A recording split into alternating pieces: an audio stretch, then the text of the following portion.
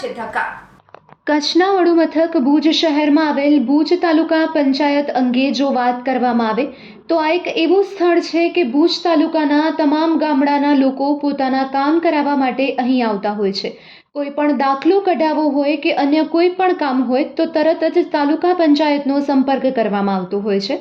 પરંતુ જ્યારે અમારા કચ્છકારે ટીવી ન્યૂઝની ટીમ દ્વારા તાલુકા પંચાયતની મુલાકાત કરવામાં આવી ત્યારે જાણવા મળ્યું કે અહીં અડધાથી ઉપરની ઓફિસો બંધ પડી છે।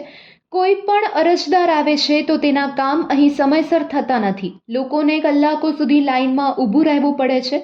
ગમે ત્યારે સર્વર ડાઉન હોય છે, તેના કારણે અરજદારોના કામ થતા નથી।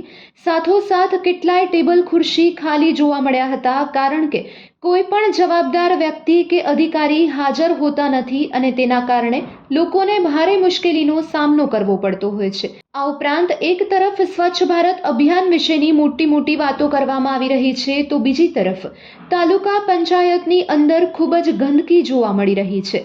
જ્યાં પીવાના પાણીનું કુલર રાખવામાં આવ્યું છે ત્યાં પણ અત્યંત ગંદકી છે। જો અહીં મચ્છર બેસી રહ્યા છે અને આવા નળમાંથી પાણી પીવામાં આવે અને કોઈ પણ રોગચાળો ફેલાય તો તે માટે જવાબદાર કોણ રહેશે? આ ઉપરાંત તાલુકા પંચાયતની બહાર પણ ખૂબ જ ગંદકી જોવા મળી રહી છે।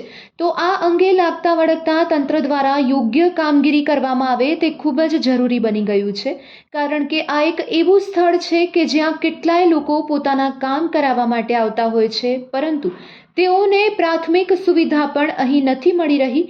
તો પછી આ તાલુકા પંચાયત શું કામની? તાલુકા પંચાયત વર્તમાનમાં રામ ભરોસે ચાલી રહી છે તેવો તાલ જોવા મળી રહ્યો છે।